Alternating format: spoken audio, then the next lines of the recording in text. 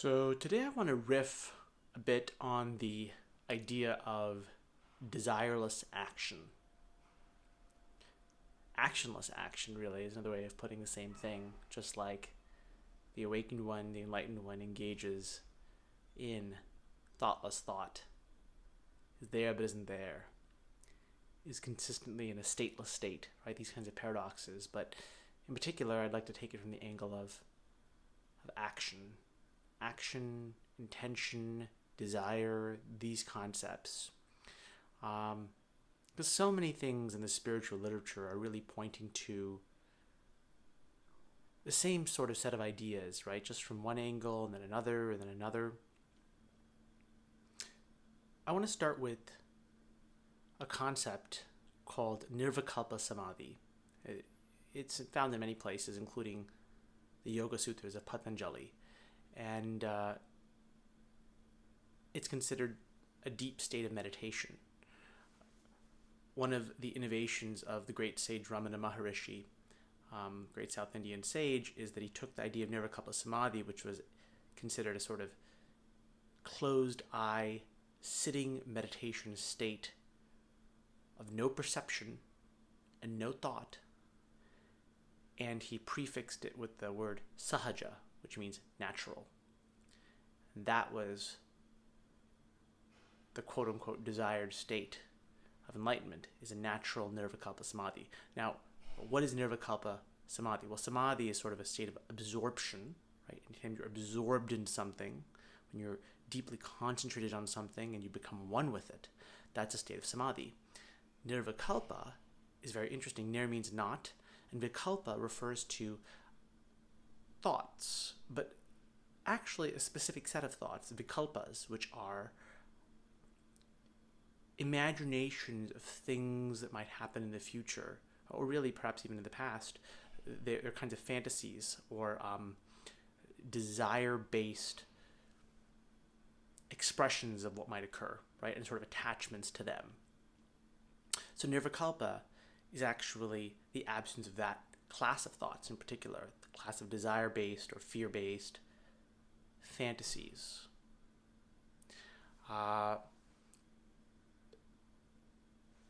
Sahaja Nirvikalpa Samadhi then becomes the state when one is naturally devoid of those fantasies.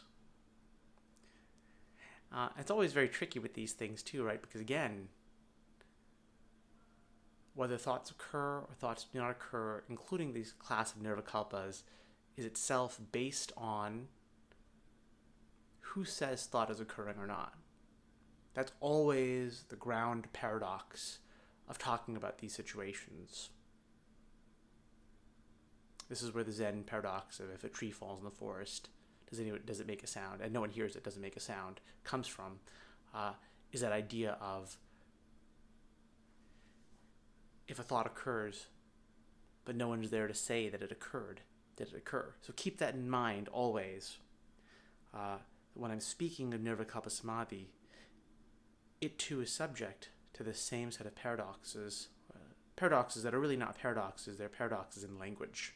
They're paradoxes because we can't express fully what's going on in language, because language itself is based on the illusion that we are a separate entity, a separate experiencing, doing entity.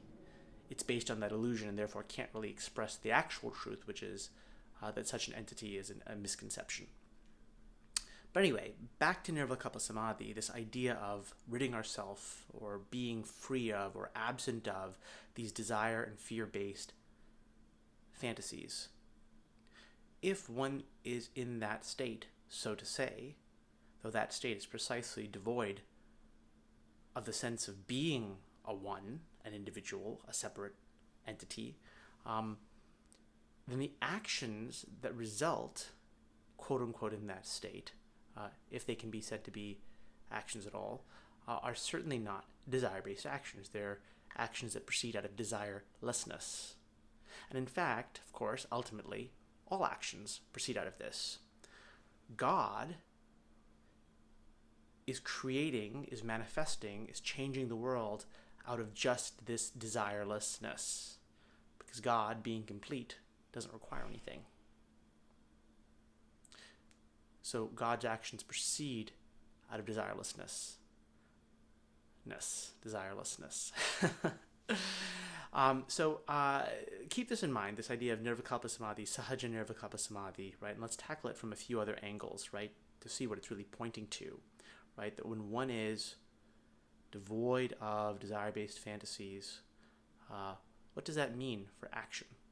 So I want to tell the story of Prahalada. Prahalada is a very famous story in Indian mythology. I'm going to add a slightly less well-known little piece of it at the end. Prahalada is a son of a demon king named Hiranyakashipu. So Prahalada is also a demon, right? So in Indian mythology, there are the angels, the devas, the humans, and the demons or asuras.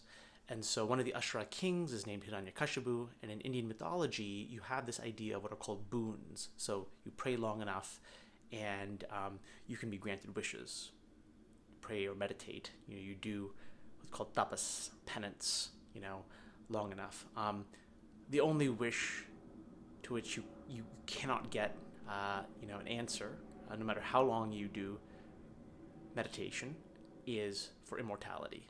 Right? Immortality meaning, of course, really, ultimately, it's self-realization. But all these demon kings always are wishing for various kinds of power and invulnerabilities, but it's never enough, right? You can never get straight-up immortality.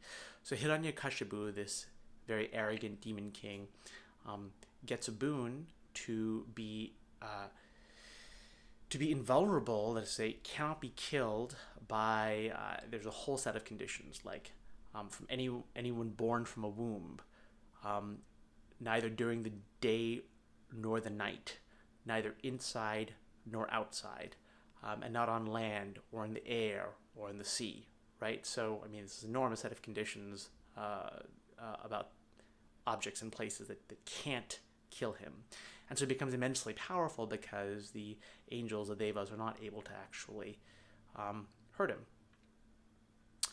So his son, however, is a very devout devotee of Vishnu, great Hindu god, and this enrages his father because his father would like his son to worship him, and everyone in the kingdom and in all the kingdom should only worship him.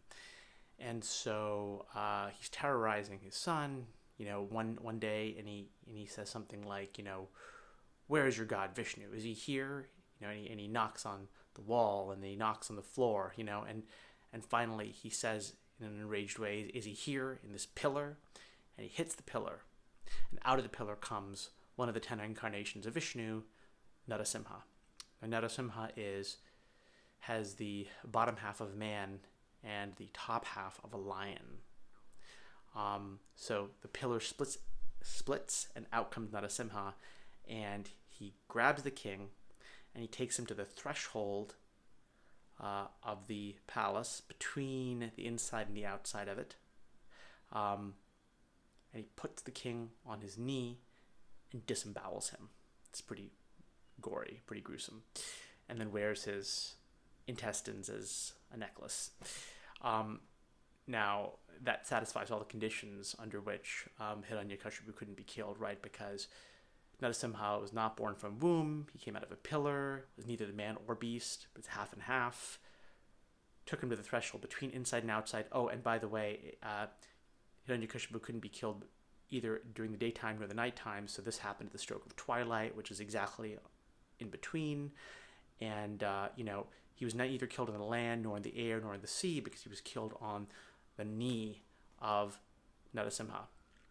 Anyway, Prahalada afterwards becomes the king of the demons, and Prahalada, because he's so devoted and so devoted to God, becomes enlightened. And because he becomes enlightened, he falls into a deep state of, really, Nirvikalpa Samadhi, a meditative, closed-eye Nirvikalpa Samadhi, however, where, because he's devoid of desire, the way it happens to manifest here is he simply shuts down, essentially, and is simply in this meditative trance, sitting, closed-eye, meditative trance.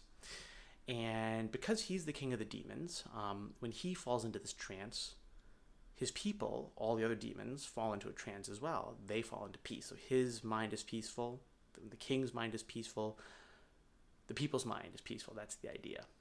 And when the demons fall into a meditative trance, well, the angels, the devas, the gods, they have no one against which to contrast themselves or to provoke aggression in them. And so they fall into a meditative trance. And when gods and the demons are in a meditative trance, the humans have no one to spur them on to conflict. And so they too fall into a peaceful meditative trance.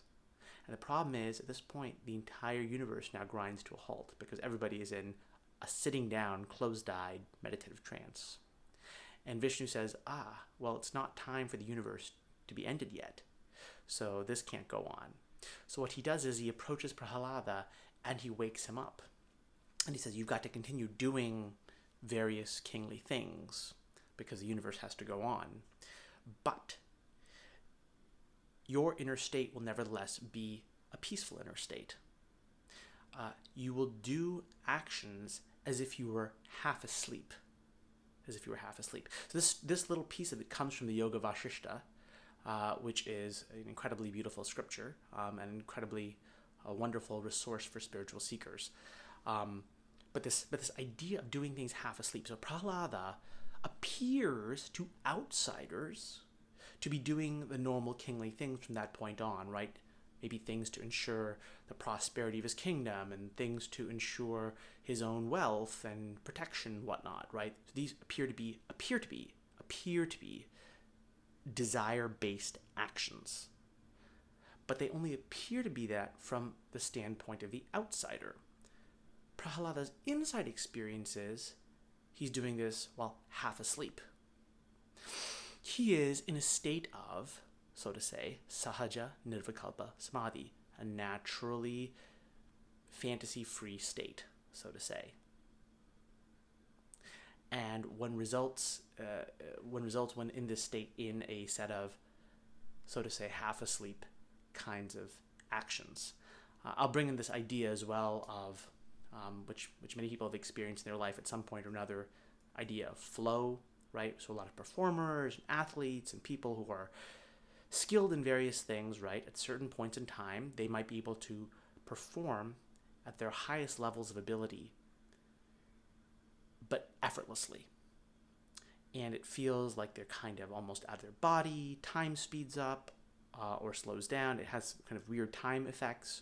And it feels like they're not actually doing anything, but things are being done. And that is a state of nirvikalpa samadhi in a way. I mean, when it's connected to flow, it's connected to one specific activity. When it's connected to enlightenment or awakening, it's connected to everything. It's connected to all the activities, generally speaking. The same thing, by the way, happens really in the case again in Yoga Vashishta, pretty much near the end of it, where Rama, who is being educated by the sage Vashishta, he too, when he learns the knowledge of enlightenment, just drops off into a sitting meditative trance. But Rama has things to do per fate, and so that can't be allowed. So they say Vashishta touches him and sends some kundalini, chakra energy into him at a certain point, and it wakes him up. It wakes him up, and then Rama says something very interesting. He's like, one has no duties when enlightened, but nevertheless, even when one has no duties, one should follow the word of one's guru. And his guru says, go and do X, Y, and Z, which doesn't make any sense, right? Really, if you think about it, right? Like, okay, there's no duties, but why would the guru's word actually then matter? Nothing matters. Nothing does matter. But for that very reason, because nothing matters, it also doesn't matter if you act. Because the acts taken by the enlightened one are not actions, actually. They're not desire-based actions.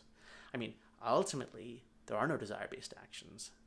Even the actions that appear desire-based, even among so-called unenlightened people, all that is misconception, right? There are no unenlightened people. But let's keep that aside for the moment. So this happens with Prahlada, it happens with Rama, and you have the idea in the Gita as well, right, that the ultimate sacrifice is continuously of the mind, right? It is a mental sacrifice, so that even when one is taking actions, if one is sacrificing the ego in the process, one is in fact not taking actions. So I like to think about this as almost like a, there's so many metaphors that come to mind. You know, it's almost like you're falling deep into the ocean, right, with the natural inertia of being. And as you fall, all these thoughts come up on all sides of you as a result of the peace of mind which manifests. And if at any point you go out and touch those thoughts, that is to say, grant them a desire-based efficacy, then immediately you're whisked up to the surface of the ocean, so to say. I mean, you're really not, but it may seem like that from a certain standpoint. And you kind of lose it, quote unquote. Actually can't be lost. But it appears from a certain standpoint that it's lost. And so the whole game in a way is to allow the weight of the pure inertia, the pure holy idleness, the holy laziness, the holy indolence, right? It's actually not laziness or indolence, right? It is pure holy attention only to the self, which is to say, away from all the world and objects, away from all the thoughts, away from the vikalpas, away from the desire-based imaginations, right? Out of that downward motion from inertia, out comes creativity. But that creativity is not coming from the usual desire-based place. It operates differently. And that's a sort of continuous mode of operation of the enlightened one. It's this continuous staying in the center, right? And thus, it can be said by, I think, Lao Tzu or someone in the Taoist tradition, right, that the sage doing nothing does everything. Why? Because they stay in that desire-free relaxation, the pure perfection of their being. How do they do that? Simply by abstaining from touching anything else, right?